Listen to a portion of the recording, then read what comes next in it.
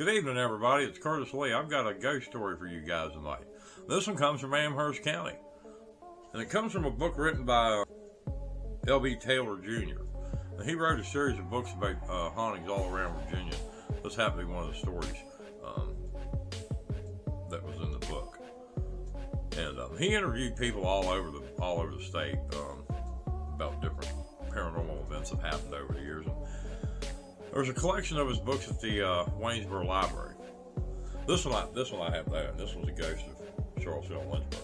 Apparently there was an old racetrack in Amherst County back before the Civil War. Apparently pretty hopping place. But this is where this ghost story originates.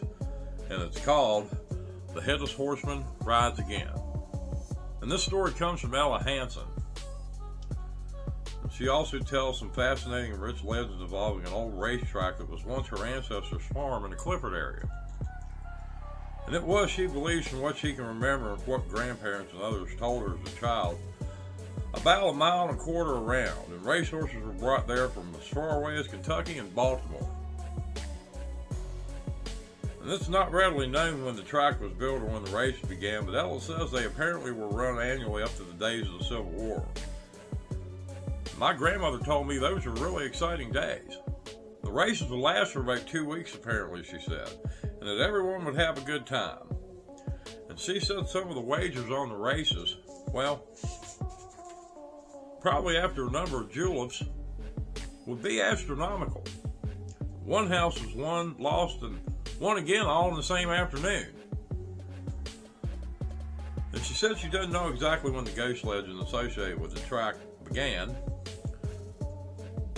She said it may have happened sometime between 1830 and 1850.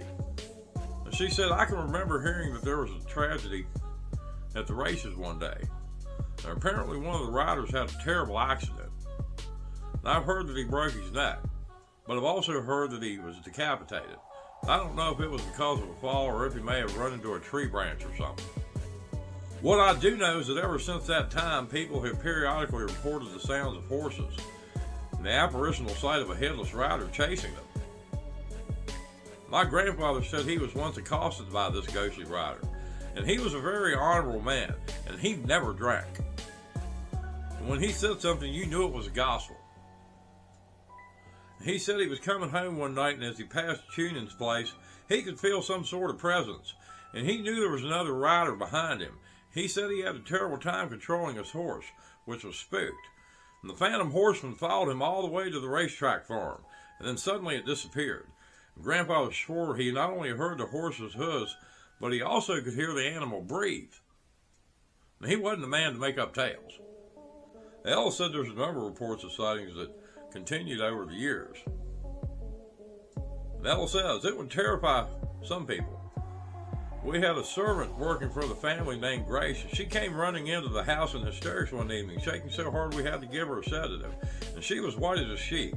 When she finally calmed down some, she said she had been followed by a man without a head on a horse. That would be scary.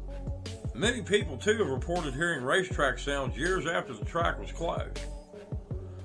She said, my grandmother said she can recall as a child lying down in the upstairs bedroom. And on days when the wind was blowing the right way, she could distinctly hear a number of horse hooves roar past the house, and the voices of men shouting, hee-ah, hee-ah! Others have reported hearing similar sounds. And so if you have the time some lazy afternoon, drive on down to Rebeck Winery just north of Amherst. You can sip some fine wine, enjoy the mountain scenery, and just possibly, if the conditions are right, you might close your eyes and hear the far-off sounds of ghostly thoroughbreds racing around a track 150 years in the past. And that's the story. I thought that was an interesting story, y'all. I remember as a kid that Headless Horseman literally scared the crap out of me. Not the cartoon version that Disney did. I remember when I was in about 2nd grade, they showed this historical version of the story. And it was scary. Dude with no head freaked me out, and I was scared for years. Now I think he's a pretty cool story. Now I'm not scared of him anymore. But back in the day, yeah, he kind of freaked me out.